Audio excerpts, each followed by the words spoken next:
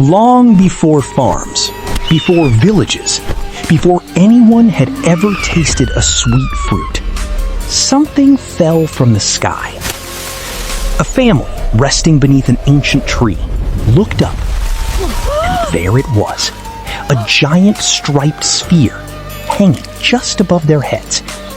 None of them had ever seen anything like it. Curiosity won. The man cut it open. Inside was something none of them expected. Bright red, juicy, sweet. As they ate, he set the black seeds aside, studying them carefully. On the sand, he traced the shape of the fruit and its vine, the first design ever made of a watermelon. He walked along the riverbank, watching the water, the soil, the sunlight.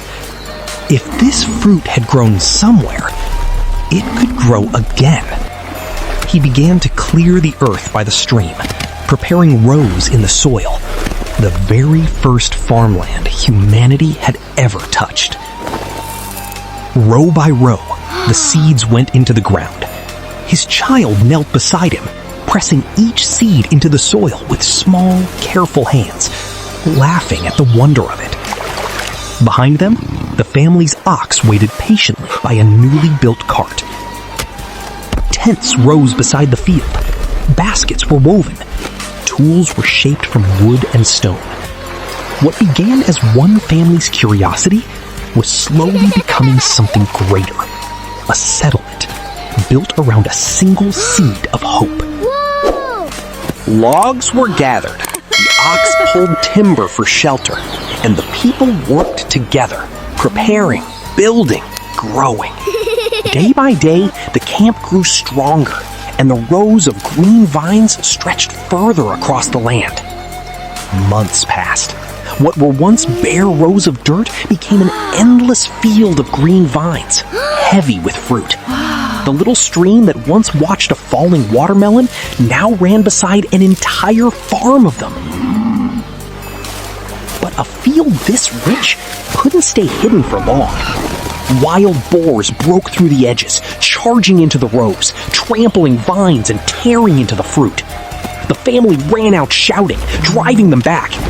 They knew the boars would return, so they got to work, cutting stakes, weaving branches and vines into a tall fence around the entire field, a wall built to keep their harvests safe. Safe behind their new fence, the watermelons grew on undisturbed.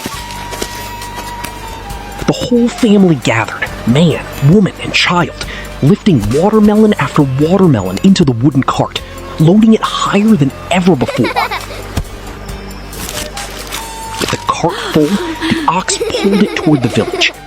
Word spread fast, and the tribe gathered around as it arrived, eyes wide, hands reaching, as the first watermelon was cut open for all to share. What started as one strange fruit beneath a tree had become a harvest big enough to feed and amaze an entire people.